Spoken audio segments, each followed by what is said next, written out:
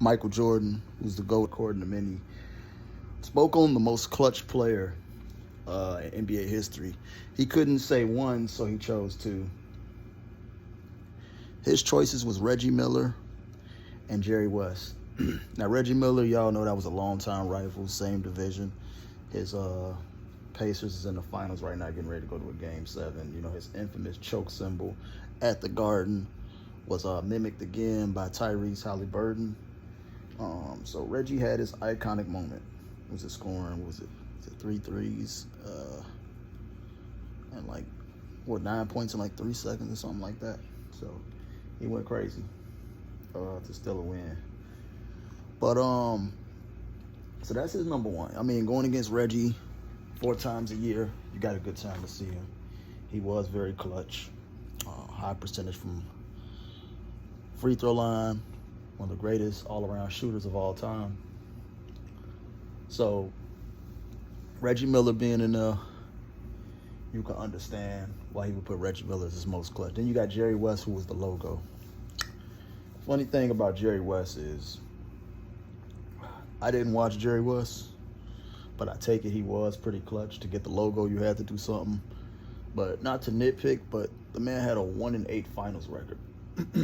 And I know it always depends on who we talking about this finals record stuff. So it's like I could just know him a certain someone, not to make it about him, but his record is 4-6. Well, we could say you got some people who like to say 3-6. The other one don't count, or 3-6-1, whatever they want to say, or asterisk 3-6. But so his get discredit.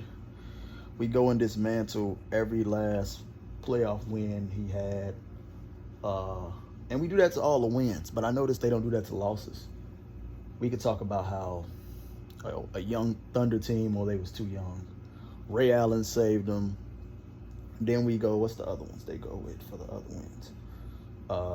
Draymond suspension, and then it's asterisk by it because it was a pandemic. The bubble don't count. But it's like we don't do that same benefit for the other ones.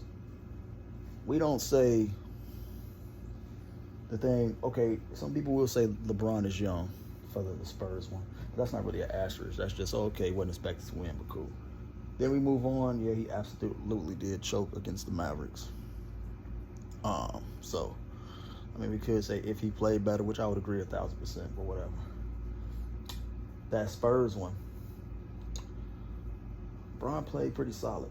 So if we look at the other ones, we could say, hey, if these guys, this and that, or 2015, depending on who you ask, Kyrie and Love don't get brought up as much. Then you move on.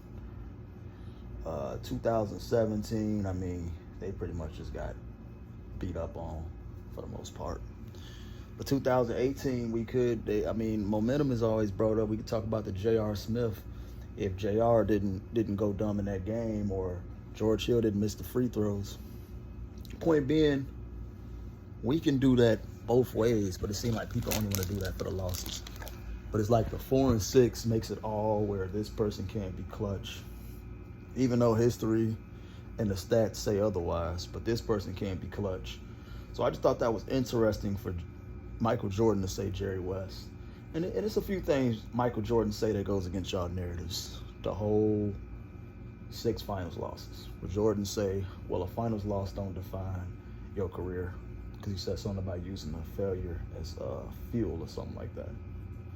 Then it's the whole, who couldn't play in this era and this and that, and then Michael Jordan. No, he can play in any era. Then we know about the whole recent debate about the whole ring thing, where it was funny because on the show with Stephen A. Smith, you had Gilbert Arenas, Tracy McGrady, and Richard Jefferson. All 3 guys that played in the league, if you know, was all saying the person didn't say nothing wrong. They agree what he's saying, but then you got Stephen A. and these haters and these fans, quote unquote, saying otherwise. Like, that point still went over people's head. I don't understand it, but I don't know. But it's just like the whole point is like, we need to just stop with these narratives, bro. You know, that's his list. He got Jerry West in that for a reason, clearly, because Michael Jordan ain't thinking about y'all. But I know a lot of y'all don't care about Jerry West 1-8. Because, I mean, I guess he's not considered a GOAT, but he is the logo. But the thing is, we don't care about his 1-8 record. But the latter matters so much, even though these people y'all say, oh, well, he's this record, but such and such is 6-0. But that person that's 6-0, like, well, look, that don't really, mean too much. It's just like every narrative that's came with is win against. But all in all, that's Michael Jordan's list. Me personally, I don't know who I would say most clutch. Obviously, a guy like Kobe, Jordan, Bron, you got them guys. But outside of that, I like guys like Joe Johnson. It's extremely clutch. Some other guys. There's another one I was thinking of too. Jimmy Butler. Extremely clutch. Them two guys. Them some secret guys I go with. But y'all let me know who y'all think. Who is the most clutch player in your opinion of all time? I'll give you two, just like Jordan did and I did. Let me know.